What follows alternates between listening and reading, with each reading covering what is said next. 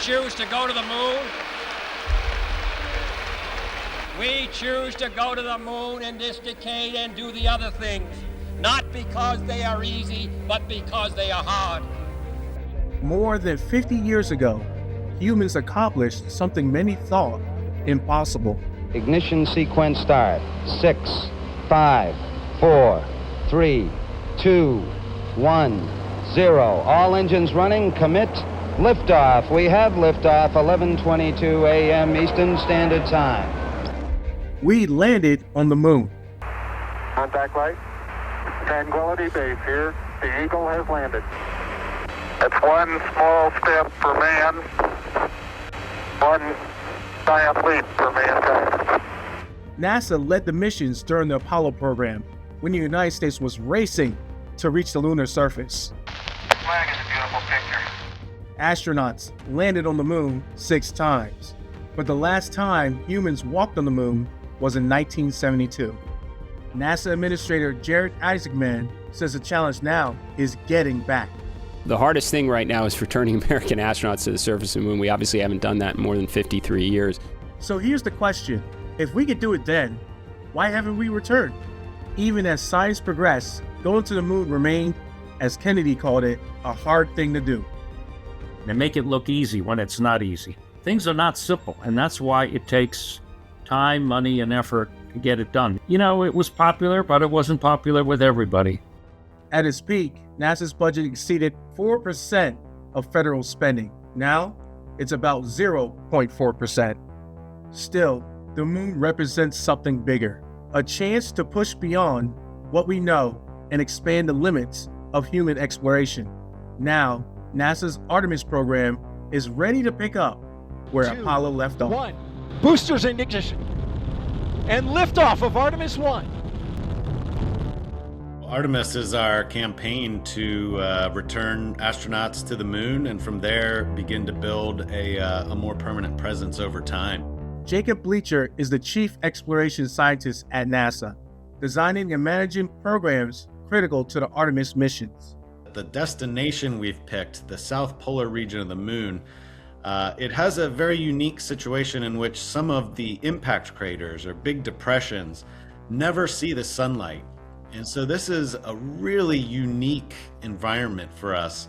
And we think that over the entire history of the moon, billions of years, the moon surface may have collected volatile materials or water. These are materials that if they are exposed to the sun in an airless environment, they volatilize or become a gas rapidly.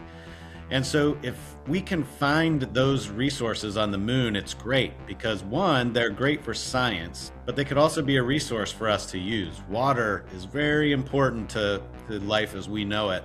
If those shadowed craters harbor those water ice deposits, they could support future space missions, astronauts at the base, and even fuel rockets for deeper exploration, but only if there's enough.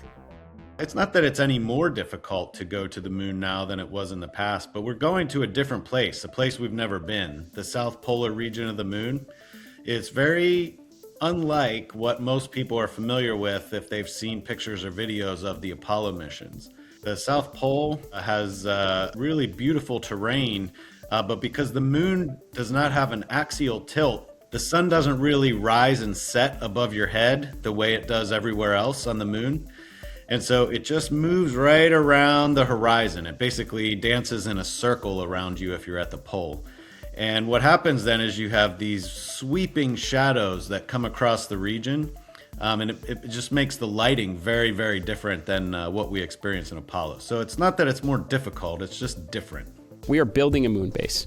You're going to build a moon base, you're going to need rovers. You're going to need lots of rovers on the surface. You're going to need comms, you're going to need navigation, you're going to need power.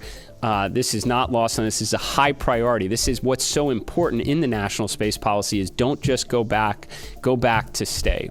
That level of ambition raises the stakes, harkening back to the Cold War era, when a space race against the Soviet Union fueled America's push to leave blueprints and stars and stripes on the lunar surface. During the Cold War, the United States wasn't just exploring space. It was racing the Soviet Union to the moon, with global power and prestige on the line. The mission became a national priority, and the money followed. Between 1960 and 1973, the U.S. poured $25.8 billion into Apollo, or more than $200 billion in today's dollars. That urgency helped put astronauts on the lunar surface. Today, the race looks different. With Artemis, the government's projected to have spent around $93 billion through 2025, but now it's competing with a long list of other national priorities. And without the same singular focus, progress can slow and timelines can stretch. During Apollo, NASA worked with contractors and universities, but the program ran as a tightly controlled system with one clear path to the moon. Artemis is more like an ecosystem. Multiple companies are building different pieces of the mission, from spacecraft to landers, all of which have to come together in orbit before astronauts can even attempt a landing. That means more coordination, more complexity, and more opportunities for something to go wrong. But the idea is to move faster, test more often, and keep the program moving forward. Our average launch cadence was closer to 3 months throughout all those programs, not 3 years. We need to start getting back to basics and moving in this direction. Instead of a simple program like Apollo, where everything went on one rocket, we have this very complex architecture. And that has led to a lot of delays. Artemis 2 is already seeing some of those challenges. The mission was originally set to launch March 6th, then pushed back to April 1st, as NASA continued testing and working through technical issues to ensure the spacecraft is ready. The hydrogen leaks, we learned a tremendous amount in Artemis 1. And again, we refer to these as test flights. We're still learning how these systems work. And just like in Artemis 1, we observed a few leaks and we worked on how to fix those. We learned about that. In our wet dress, we had a few leaks, but we're learning how to deal with those and move forward. So I think, we continue to learn, we continue to get better at this, and we're on a good path. Despite the difficulty, NASA is once again full throttle.